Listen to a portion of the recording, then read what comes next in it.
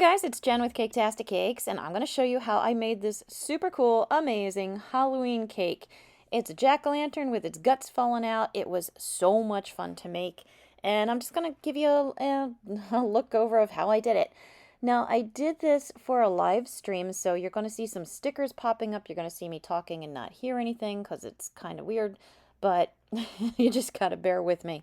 I had baked a cake. I used 2 Pyrex dishes. They were the larger ones, like the 10-inch ones. And then I just carved some hollows out around the cake in order to make the grooves to make a pumpkin.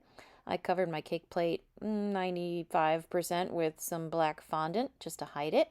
And then I covered it. See, there are some of the stickers I was talking about. Just ignore those. So I covered it with orange fondant. I'm tucking it down. I trimmed off the extra, and there's a little gap in the front, but that's okay because I'm going to cut it away anyway. I was rubbing my fingers down in the grooves to outline the creases from the pumpkin. And then I carved out part of a face. See, I got an eye and a little bit of a creepy mouth going to that gap that was showing.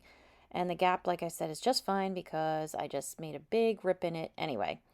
And I'm going to peel the fondant back a little bit and fold it up. And I also chewed away at the cake itself. I dug it out. I'm making a brown stem for my pumpkin out of some fondant. I just shaped it into kind of like a cone and then forked and split the cone up and pinched it off because the stems on pumpkins have those little roots, I guess, whatever they're called, like that come out. And I put some grooves on the sides with my knife blade just to rough it up. And yeah, okay. Now I'm going to add some more creases because, the handful of big ones I put, well, amazing and so lifelike, weren't enough. So I added some more just using one of my rounded off tools. This is black food coloring with a little bit of water. I am dirtying up my pumpkin. I put it in all the creases that I made, and then I'm getting my fingers wet with some water and just rubbing over everything. So I'm kind of smearing it around and making it dirtier. I took black food coloring and outlined the eye and mouth. I just used straight up food coloring. And it's a gel food coloring. So that way he's got mascara on. I guess he's doing his emo thing. Okay, now I'm going to show you how I made these severed fingers. I start out with a cylinder, I guess we'll call it. It's rounded on one end of gum. This is gum paste, by the way, just some beige gum paste. And I made 2 creases in it, so now I have a lump in the middle. That's going to be my knuckle. All right, so I've got a knuckle now. I'm putting 2 lines on either side and across the top to outline the fingernail. And I'm going to hollow out the other end, the flat end. So now it's kind of emptied out. I filled it with some maroon gum paste. I'm going to put a little piece of white fondant in there, or I'm sorry, this is gum paste too, just to make it look like a little bone sticking out, so like a little cylinder sticking out.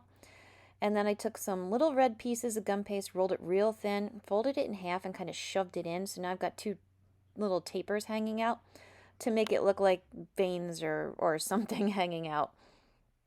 I add some little creases to the knuckles in order to make it look more realistic. I used just a round cutting tool.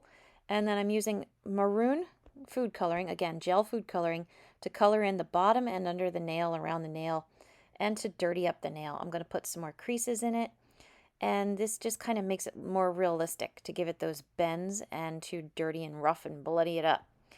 Now I'm going to make a eyeball here. I make a big old tadpole shaped, I guess you could call it, and my person had blue eyes, so I'm using a very light blue color. I fill the center in where the pupil would be. Instead of using black, I'm using a light gray because I'm going with a dead blind kind of looking eye like you see in all the horror films. That's a red piece of gum paste that I frayed the end. And I'm going to lay the long piece along the stalk or the optic nerve part of my eye. And then the frayed part of the red at the top, I'm going to put around the eye so it looks more like the blood vessels and muscles that come up and hold the eye. I add some food coloring touches with my marker of red to make more veins, and it was done. And I know it was fast and kind of far away. I'm sorry, but this is a recording of a live stream, so it's not the best. And more stickers. Okay, so now I'm going to make some intestines. I should have made these more of a purpley maroon color, but I didn't feel like dyeing it all, so I just went with the brown and figured I'd color on top of it anyway because I want it to be wet and shiny. And I just rolled out a whole long piece. This is fondant, by the way. Hollowed out the end there as you see, and just tuck the other end under that flap of gum paste, or excuse me, fondant on the pumpkin. Remember I said I had kind of peeled back at the beginning? That's why I did it. That's a piece of red gum paste that I just made cross hatching on.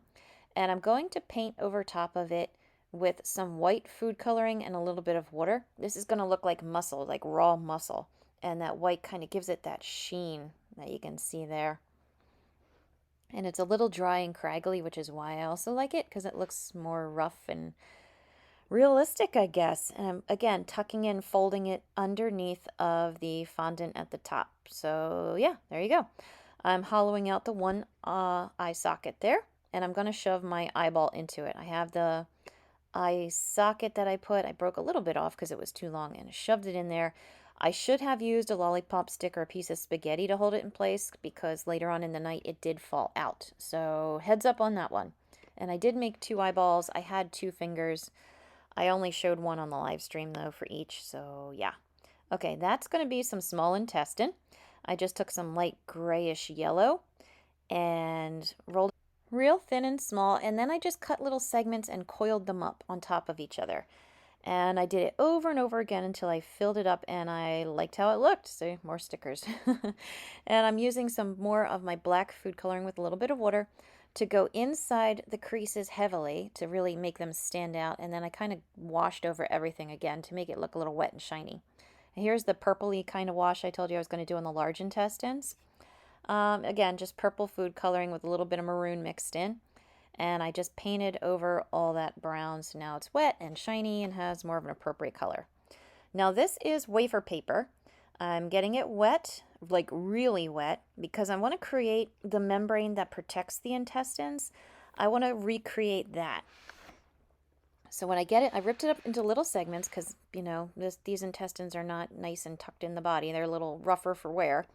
So I ripped up little segments of the wafer paper, got it wet, and laid it over the intestines here and there, and just kind of let it sink into the cracks. It settled a little bit, it moved a little bit, but the overall effect came out really good. Like, I was really happy with it. It really gave it a very membranous look. Very gross.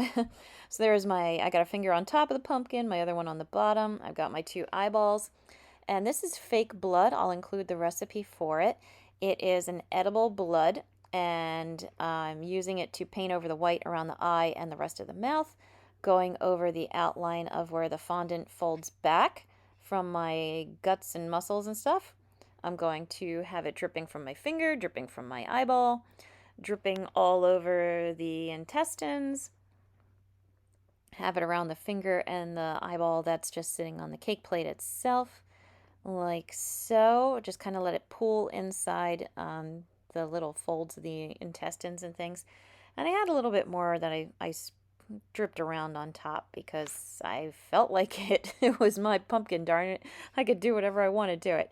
I could make it as bloody as I wanted. And because this was a live stream I was doing, the audience are younger people and they have a lot of fun with this kind of thing. So you can see how cool it looks right there. It looks great, but we have kind of a running joke going with the live streams I do with them. So I have busted out my big old knife. I put some of my fake blood on it. And I love how it's just dripping off the knife. It's so thick and arterial. It's great. And I stabbed my pumpkin. And that just kind of finished the look. So there you go. That's how I put together this crazy pumpkin. I hope you enjoyed it. It was so much fun to make. I don't get to make gory very often. So please check out my other videos. I got a lot of them out there. Please like and subscribe. It really helps me out. And as always, thank you for watching Caketastic Cakes, and happy Halloween!